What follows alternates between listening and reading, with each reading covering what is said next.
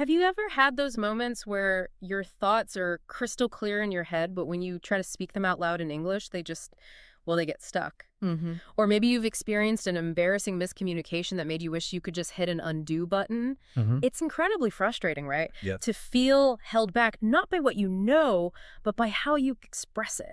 Absolutely. That feeling is very common. So today, we're taking a deep dive into leveling up your spoken English. Our mission is to really pull out some actionable insights, maybe some surprising facts from this big stack of sources we've gathered. Yeah, we've got academic studies on language techniques, practical guides from online English teachers, real user experiences, and even detailed daily conversation examples. The goal, to help you speak with greater confidence and just a more natural flow. We've really pulled from a diverse set of materials for this deep dive. We're talking about core research on pronunciation, why it's so important, Right. practical guides on common mistakes, the ones that often trip up even advanced learners, and these fascinating real-world English dialogue examples that kind of show the language in its natural habitat. So it's about bridging that gap between knowing English and really using it. Exactly, using it effectively in real life. Okay, so let's unpack this. Why is spoken English, especially clear pronunciation, so crucial? Well, it's absolutely foundational for effective communication, I mean. Pronunciation directly impacts how listeners perceive your language ability. Often, maybe even more than your vocabulary or grammar, believe it or not. Really? More than grammar? Yeah, think about it. You can have a massive vocabulary, perfect grammar, but if your pronunciation isn't clear, it's still difficult for others to understand you. And that can lead to frustration, on both sides. Definitely. But on the flip side, when you can be understood effortlessly, it significantly boosts your confidence. It really does. And it reduces that anxiety in conversations. The anxiety factor. Yeah, when you're confident you'll be understood, you're much more likely to engage, to speak naturally, whether it's in a presentation or just, ordering coffee. That makes so much sense. I've definitely noticed how even a tiny mispronunciation can completely change the meaning. Exactly. So if it's that important, what are some of the typical roadblocks that you, the listener, might be facing? Well, okay, a big one that many learners mention right away is a lack of confidence or just that fear of making errors. Yeah, that fear is powerful. It really is. And it's a completely normal part of learning any new language. The key here, and something our sources really emphasize, is to accept your current level. Okay. Embrace mistakes as like learning opportunities and practice regularly, even if it's just small conversations. So don't wait for perfection. Definitely not.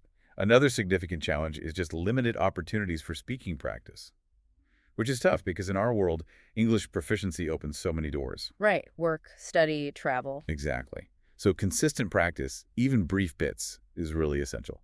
Then there's often the perceived lack of vocabulary and fluency. People feel like they just don't have the words. So to tackle this, try learning new words daily. Maybe use vocabulary apps or flashcards. Focus on words relevant to your daily life. Makes sense. Stuff you'll actually use. Right. Reading daily, listening to English music, even mimicking native speakers can really expand your active word bank. Okay. And accents. People worry about understanding different accents. Yes, accents. Many learners struggle with that. But remember, the goal isn't perfect understanding of every single word someone says. Right. It's about the overall message. Exactly. Overall comprehension. Be patient. Be persistent. Use subtitles when you watch things and actively engage in conversations. It gets easier. And that fear of making mistakes again. How do you overcome that? It comes back to creating a positive learning environment for yourself. Set realistic expectations. Focus on communication over perfection. Communication, not perfection. I like that. Yeah, and even using humor when you mess up can help. Reward yourself for the small steps, too. It all makes a difference. I remember reading about a classic communication mishap from one of our sources. It was about a birthday cake. Oh, the cake. Yeah. It was supposed to say, happy birthday to the best boss in the world. Right. But it ended up as, have a big day to the best bus in the wheel. Bus in the wheel, exactly. Okay. All because of unclear speaking. Imagine seeing that on a cake. I know. That anecdote, however funny, really underscores the practical impact of speaking mistakes. It's a huge motivation to level up your skills, right? Definitely. So how do we avoid those kinds of slip-ups? What does this mean for your everyday conversations? Let's talk specific words, those pairs that cause confusion. Absolutely. Let's dive into some common traps. First up, lose versus loose. Ah, classic. It really is. Loose. L-O-S-E is an adjective. It describes something like, that shirt is too loose. Okay, Lose. L-O-S-E is a verb, an action, like don't lose your phone. got it. Adjective versus verb. Right. And honestly, even native speakers mix these up sometimes, so don't feel bad if you do. Yeah, that's good to know. What about time expressions? I often hear learners say, yesterday night. Is that okay? It's understandable. Yeah. But, well, the correct and preferred phrase, especially if you're aiming to level up your speaking skills, is last night. Last night. Yeah, last night is just the natural, standard English way to say it. Good tip. What's next? Then there's remember versus remind. This one trips people up too. It's about who's doing the action or who it's for. How so? Remind usually takes a pronoun right after it, like, will you remind me what it was? Because you're helping someone else remember. Okay, remind me. Remind him. Exactly. But remember doesn't usually take that object pronoun directly. You just say, do you remember when the project is due? I see the distinction. So remind me, but just remember. Got it. Yeah. What about tell and say? Those can be tricky. They absolutely can. Tell versus say. The key difference is often structure. Say needs to, when you mention the person spoken to, like, what did he say to me? Say to me. Right. But tell doesn't need to with the pronoun. You just say, what did he tell me? Ah, okay. Tell me. Say to me. Subtle. It is subtle, but important for sounding natural. What about describing damaged things? Good one. We distinguish between broken versus torn. Torn is specifically for cloth or paper, things like that. Yeah. My dress is torn. Right, fabric. Exactly. Broken is generally for hard objects. My phone is broken, or his favorite toy was broken. Makes sense. Broken phone, torn shirt. Precisely. And then when it comes to taking responsibility, yeah, it's mistake versus fault. We say to make a mistake. So I made a mistake. Yeah. But for fault, we use a possessive pronoun like my, your, his. Yeah. So you say, it's my fault. Not I made a fault. Correct. It's my fault. Got it. What about sounds? Hearing versus listening. Yes. Hear versus listen. Hear is more about just perceiving sound generally. It often happens without you trying. Like I heard my classmates talking. Just sound waves hitting your ears. Pretty much. But listen implies paying attention, making a conscious effort. But I wasn't listening to them. So hearing is passive, listening is active? Exactly. Yeah. That's a great way to put it. Okay, what about describing feelings? Boring versus bored catches a lot of people out. It really does. Boring versus bored. Boring describes the thing or person causing the feeling. That movie was boring. The movie is the source of the boredom. Right. And bored describes the feeling you have because of the boring thing. I feel so bored. It's cause versus effect. A boring movie bored me. Got it. Perfect. Now, a very common one, and this has a surprising little nuance, well versus good. Ah, yes. How are you doing? I'm doing good. Or well. Exactly. So technically, well is an adverb. It describes how you feel or how something is done. I don't feel well, or she sings well. Okay. And good is an adjective. It describes a noun. This is a really good lesson. Right. Or he's a good singer. Right. Adjective versus adverb. But here's the nuance our sources mentioned. When someone asks, how are you doing? Well, I'm doing well, is grammatically correct. Yes. In everyday, casual conversation, especially in the U.S., responding pretty good or just good is actually more common and sounds more natural. Really? So I'm doing well can sound. It can sometimes sound a little formal, maybe even a bit. Well, the sources use the word snobby in very casual contexts. Wow. Okay. So pretty good is safer for casual chat. Generally, yeah. Yeah. It's just more common. Good to know. What about work versus job? Right. Job versus work. Work can be a verb, I work hard, or a noun, I have a lot of work. Job is only a noun, I need a new job. Okay. Also, the phrase at work is a fixed expression for location. Sorry, I was at work. Yeah. Not usually at my job. At work. And there's a subtle difference in meaning too. I love my job usually refers to your specific paid position. Right. But I love my work can imply something deeper. Like you find profound meaning in the tasks you do. Maybe you feel like you're contributing something important, changing the world even. That's a nice distinction. Job versus work. Okay.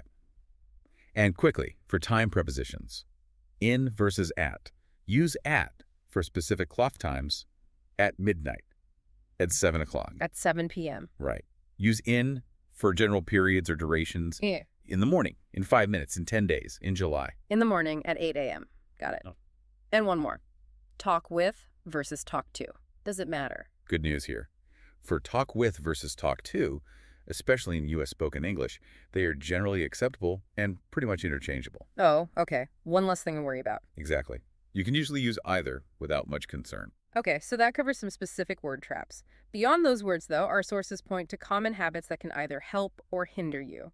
What are some of those patterns we should look out for? That's right. It's not just words, it's how we speak. One common habit that really hinders clarity is mumbling. Mumbling. Just sort of speaking unclearly. Yeah, often without opening your mouth enough, maybe too quietly. The simple solution is to consciously enunciate more clearly and maybe speak a little slower. Helps avoid those best bus in the wheel moments. Precisely. Another habit, often rooted in discomfort or lack of confidence, is not speaking up. Holding back. Yeah, maybe you doubt your ideas or you're aiming for perfection. Our sources really stress. The solution is to just say something. Even if it's not perfect. Especially if it's not perfect. Saying something is almost always better than saying nothing. Practice speaking up for yourself. Good advice. What else? We also recommend exercising caution with offensive language or profanity, especially when you're learning. Even if you hear it a lot. Yeah, even then. Using softer, more universally accepted language just helps make others comfortable and ensures you're understood without causing unintended offense. Better safe than sorry, you know. Makes sense. Also, over-reliance on filler words. Too many ums, ohs, likes, it can make conversations really difficult to follow. Guilty as charged sometimes. We all do it. But the key is to become aware of it and try to embrace silence sometimes. A short pause is okay. It actually shows confidence rather than filling every gap. Don't fear the pause. Okay. Yeah, exactly. And lastly, speaking too quietly or too loudly. Speaking too quietly, which might come from shyness or cultural norms, can sometimes be perceived, especially in the U.S., as a lack of confidence. So try to moderate your tone, maybe match the volume of the people you're talking to. And too loudly. Well, that can be intrusive. Think about being in a coffee shop. You don't want everyone hearing all the details of your friend's really bad date because you're practically shouting right. Haha, definitely not. Find that middle ground. Exactly. Find that comfortable, normal conversational volume. Those are fantastic practical points. Now for some tricky phrases and common misconceptions our sources flagged. First, o'clock usage. I've heard that misused quite a bit. Yes, simple but common. O'clock is only used for the exact hour, the full hour, like 7 o'clock, 10 o'clock. Not for minutes. No. You don't say it's 7:20 o'clock, you just say it's 7:20. Easy enough. Just for the hour. Right. Next is the phrase, would you mind? This one is counterintuitive when you answer it. Oh, yeah. How so? Okay, so if someone asks, would you mind paying for my coffee? And you agree to do it, you should actually say, no. No. That means yes. Yes. You say, no, not at all, or no, not a problem, because the question is literally asking, is it a problem for you? Yeah. So no means, no, it's not a problem, I'll do it. Ah. So if you say yes. If you say yes, certainly, you're actually saying, yes, it is a problem for me, meaning you won't do it. Wow. Okay, that definitely trips people up. So no means, yes, I'll do it for, would you mind? Exactly. It confuses a lot of learners, but once you get the logic, it clicks. Good one to know. Any others? Just a quick note on there is are with plurals. Technically, in formal writing, you should say there are 3 birds outside. Right. Plural subject, plural verb. But in casual conversation, you'll very often hear native speakers say there's 3 birds outside, using theirs, even with plural subjects. So conversationally, theirs for plurals is okay. It's very common, yes. While not strictly correct grammatically, it's widespread in informal spoken English. So don't be too surprised if you hear it, or even if you use it sometimes in casual chat. Okay, good to know the reality of spoken English there. So what does all this mean for your pronunciation practice? One technique that kept coming up again and again in our sources is something called shadowing.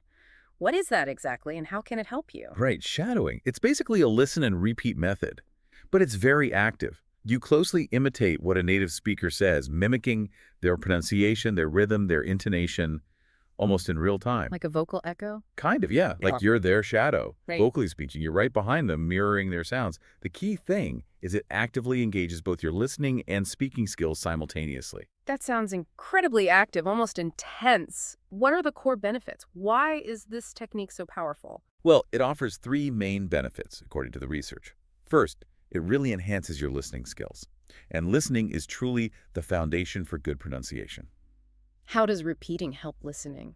Because by listening so intently, trying to repeat almost instantly, you train yourself to focus on subtle things, like how syllables are stressed, intonation patterns, the rhythm of speech. Ah, the musicality of it. Exactly. And things like final consonant sounds, or those little reduced forms like gonna for going to, that might be different from your native language. Yeah. Shadowing helps you internalize these because you're hearing and producing them immediately.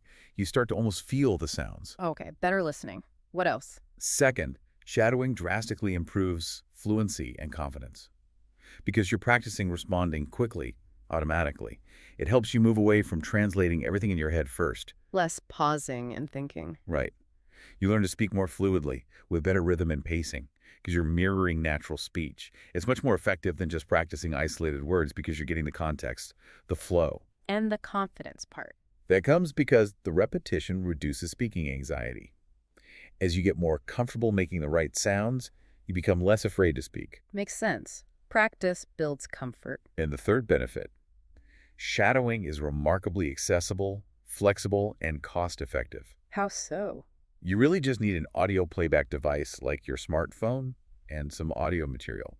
Podcasts, YouTube videos, pronunciation apps. Stuff that's mostly free or cheap. Exactly. It's budget-friendly, super convenient. You can practice at home on your commute during short breaks. And it integrates really well with modern tools, like AI feedback apps that can listen to you. Like ELSA speak, maybe? Yeah, apps like that. Plus, you can choose topics you're actually interested in, which keeps motivation high. Okay, that sounds amazing. But nothing's perfect, right? Yeah. What are some of the challenges or limitations you might encounter, especially as a beginner? You're right, it's not magic. There are some initial hurdles. For one, the speed and complexity of native speech can feel really overwhelming at first when you're trying to repeat in real time. Keeping up is hard. Definitely. Also, the results appear gradually. It takes consistency and patience. That can be a bit disheartening if you expect immediate dramatic improvement. You'd stick with it. Yeah. And there's a potential risk of just mimicking inaccurately if you don't have good guidance or feedback. You might be practicing the wrong thing. No, right. And finally, you can feel a bit monotonous if the content isn't interesting to you or if it's way above your level. So how do you overcome those hurdles? They're very much surmountable. First, start gradually. Maybe find audio with slower, simpler dialogues. Don't jump into fast, complex stuff right away. Ease into it. Right. Practice persistent short. Daily sessions are often better than one long, exhausting one. Consistency is key. Little and often. Exactly. Try to seek out proper guidance if you can, maybe some online tutorials on how to shadow effectively. Yeah. And most importantly, choose high-quality materials that you actually enjoy and that are at the right level for you. Like with subtitles or transcripts. Ideally, yes.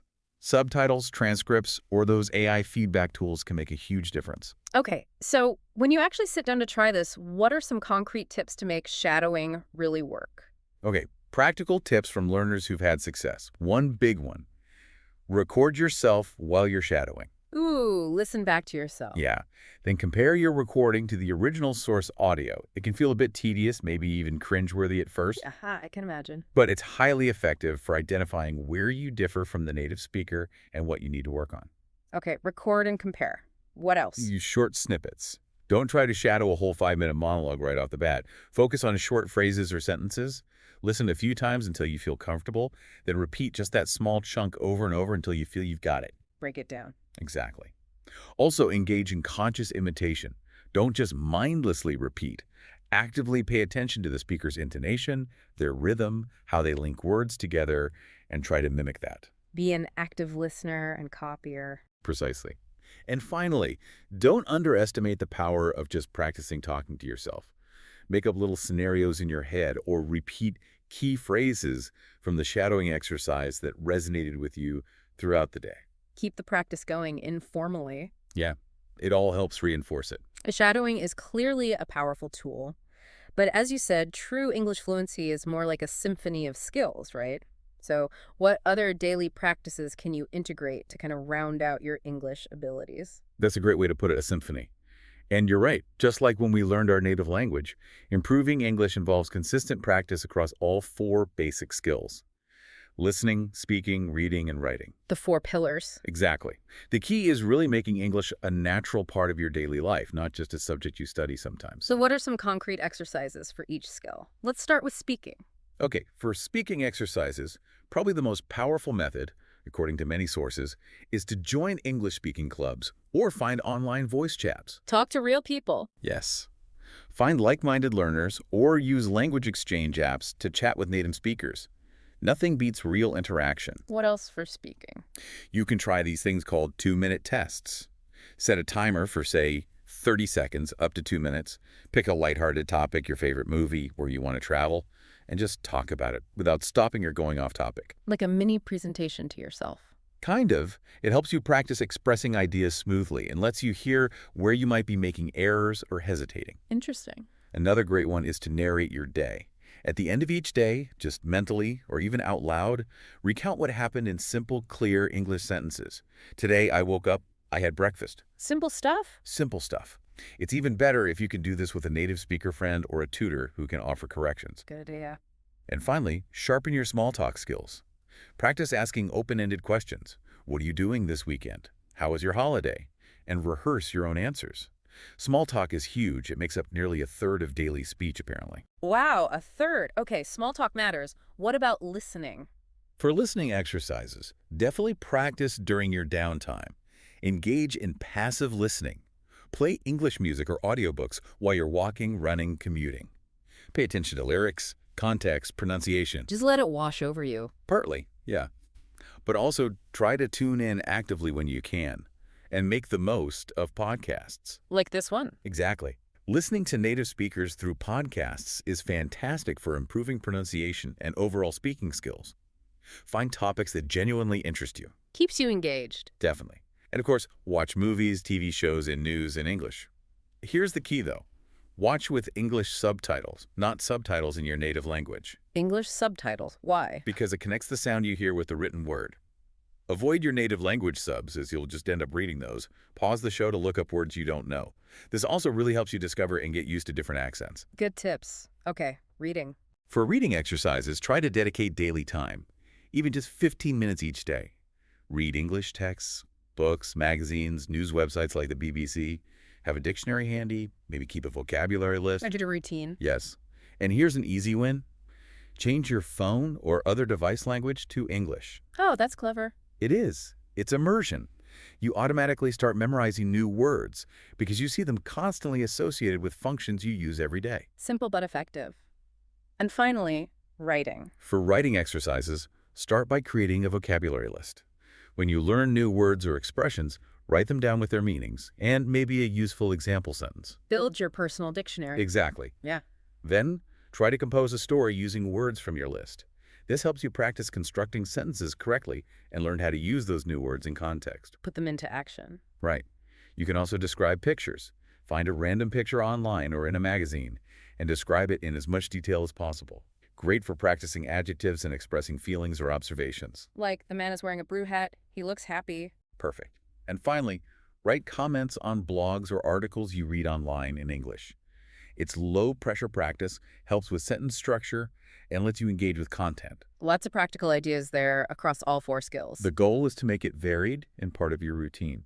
So, to really drive home how these skills come together, let's peek into some everyday conversations from our sources. These aren't just drills, they sound like glimpses into real-life English, showing you the raw, rich context of the language. Indeed. And learning daily conversations by topic, like some courses do, focusing on specific scenarios, is a really key approach. Right. So, consider this anecdote from our sources. It describes someone having a truly horrible day. Uh-oh. Yeah, they come home complaining about their bastard boss, violating privacy, dealing with a crazy customer, missing buses, just venting, you know. Oh, we've all been there. Absolutely. Yeah. But what's interesting linguistically is how they express that frustration. Using strong adjectives, maybe some colloquialisms like calling the boss a piece of work, it shows how we use language to convey intense emotion. Right, the real-world language. Exactly. And then the partner's response is also interesting. They listen and then skillfully shift the conversation towards a solution, suggesting a shopping trip. Oh, retail therapy. Classic. But it shows that conversational turn-taking and how you can redirect a conversation from venting to problem-solving. And then the dialogue follows them shopping, talking about a blue dress fitting, but the pink one being a bit too big, or rejecting a handbag because it looked like it was only for elders. It shows natural interaction, opinion sharing, decision making. So it's not just the drama, but the everyday details, too. Sauce. Or take the wedding surprises mystery story. Ooh, sounds intriguing. It was. A newlywed couple starts receiving anonymous gifts. First, opera tickets. Then city fair tickets. Then an Italian restaurant discount code. Weird. Yeah. And the dialogue shows them trying to figure it out, asking questions like, any idea who this is from? Could it be Peter? Maybe Wendy? Trying to piece together the puzzle. Using language for investigation. Exactly. And the suspense builds until the shocking twist. Their house gets robbed. Yeah. And the final envelope doesn't contain another gift, but a note that says, surprise, now you know who I am. Good morning, Joseph. Wow. That's dark. It is. But linguistically, that final note is powerful. Simple, direct English, now you know who I am, used to deliver a chilling narrative punchline. It shows how impactful concise language can be. Definitely memorable. What about the third one? The brawl. Ah, yes, the neighbor love story turned street brawl. This one was dramatic. Betty falls, her new neighbor Joseph helps her, she develops a crush. Joseph even mentions feeling insecure in the past, thinking he was fat and ugly. Setting the scene. Right. Then suddenly, Betty's ex-boyfriend Brian shows up drunk. There's a confrontation, it gets physical, and Joseph protects Betty. Gruff. Lots of it. And the language reflects that lots of action verbs, stumbles, intervenes, confronts, protects, emotionally charged words. Colloquialisms like Brian lost his temper. It paints a vivid picture of the conflict escalating. You can almost see it happening. Exactly. And then there's a sort of romantic realization moment after the fight, and Betty boldly invites Joseph to dinner. But the drama isn't over. No. Brian comes back later with thugs for revenge. Joseph protects her again. And the surprising detail, Betty's friend Kimmy had called the police, not because she saw anything, but just out of curiosity, a feeling something was wrong. Just a feeling. Wow. Yeah, so this whole dialogue unfolds conflict, emotion, resolution, and surprise using really vivid, everyday English expressions. What's fascinating here, listening to those summaries, is how these conversations are just packed with the very expressions, the grammar points, the conversational habits we've been discussing. It shows you, the listener, how they're used organically, naturally, in moments that actually matter to people. Exactly. It's seeing the language live, in context. So bringing it all together then, what does this whole deep dive mean for your English learning journey? Well, to quickly recap, we've talked about the absolutely vital role of clear pronunciation, how it impacts communication and your confidence. Right, the foundation. We looked at how to spot and fix those common grammatical mistakes and tricky word pairs, and also those habitual speaking errors like mumbling or using too many fillers. The traps to avoid. Exactly.